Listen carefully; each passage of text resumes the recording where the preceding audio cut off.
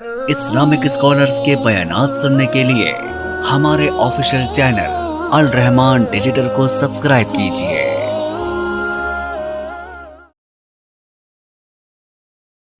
वअब्दुल्लाह वला तुश्रिकू बिही शैया वबिल वालिदैनि ihsana। आगे क्या फरमाया? वबिल वालिदैनि ihsana वबिजिल कुर्बा। माँ बाप के बाद सबसे गरीबी हक है अजीज व अकारब का, और अजीज व अकारब में सबसे पहले किसका हक है? नबी करीम अलैहिस्सलातु वस्सलाम से पूछा गया, आपने फरमाया वालिदैन के बाद अजीज व अकारब ने सबसे पहले तुम्हारी बहनों का हक है।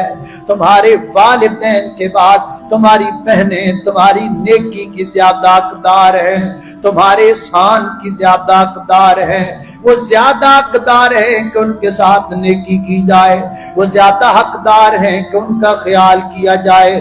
मुझे नहीं पता आपके हालात कैसे हैं, मैं तो पंजाब में इतने सख्त दिल लोग देख के आया हूँ। इस तरह के लोग भी मैंने देखे हैं जो 5 वक्त की नमाज तो पढ़ते हैं, लेकिन बहन के घर गए हुए उन्हें 5 साल गुजर गए हैं।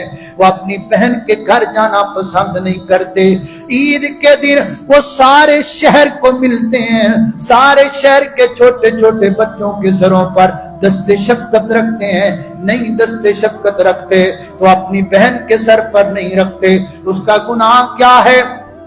उसका कसूर क्या है? उसका कसूर ये है जी मौलाना मैं गया था, इतना बड़ा फ्रूट का शापर मैं अपनी बहन के दरवाजे पे लेकर गया और अपनी पगड़ी को मैंने उसके कदमों में रखा और मैंने कहा मेरी बहना, वो जो फला मार्केट में 5 दुकानें तुम्हारे नाम की हैं, है तुम्हारी है, हक तुम्हारा है तुम्हारी है, हक तुम्हारा है, मुझे दे दो।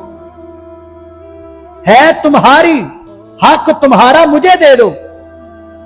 तुम में और डाकू में कोई फर्क नहीं, तुम में और डाकू में कोई फर्क नहीं। सिर्फ फर्क कितना है, वो गन रख के लौट गया, तुम अपनी बहन के कदमों में पगड़ी रख के लौट गया।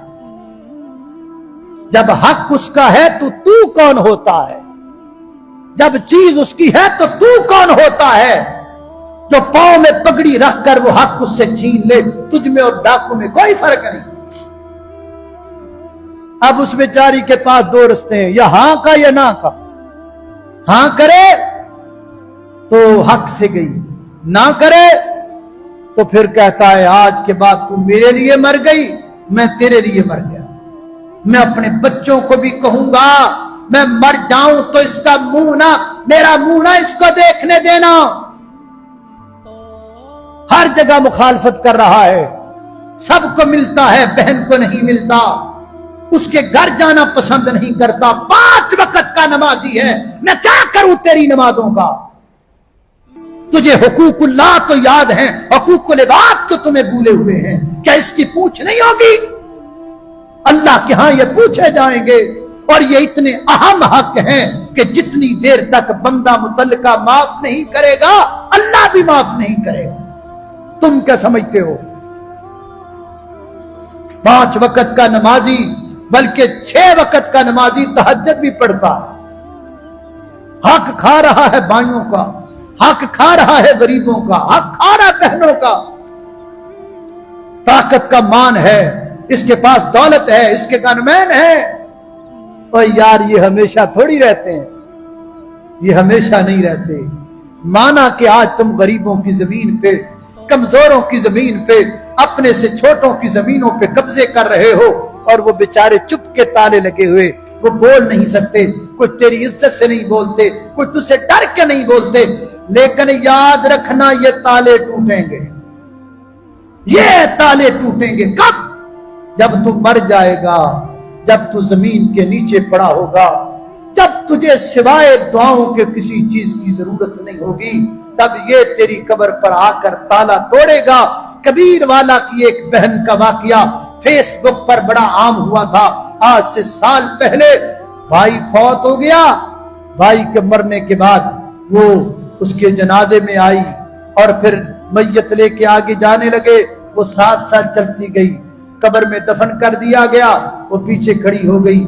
جب لوگوں نے ہاتھ اٹھائے دعا کرنے لگے تو وہ دعا کرتی, اللہ میرے بھائی نے مجھ پر بڑا ظلم کیا, اللہ اس کی قبر کو کبھی سکون نہ دینا, یا اللہ اس کو کبھی قبر میں سکون نہ دینا. جب یہ زندہ تھا اس کی عزت کا تالا میری زبان کو لگا تھا, اس کی دولت اور اس کے ڈر کا تالا میری زبان کو لگا تھا. آج تالا ٹوٹ گیا ہے.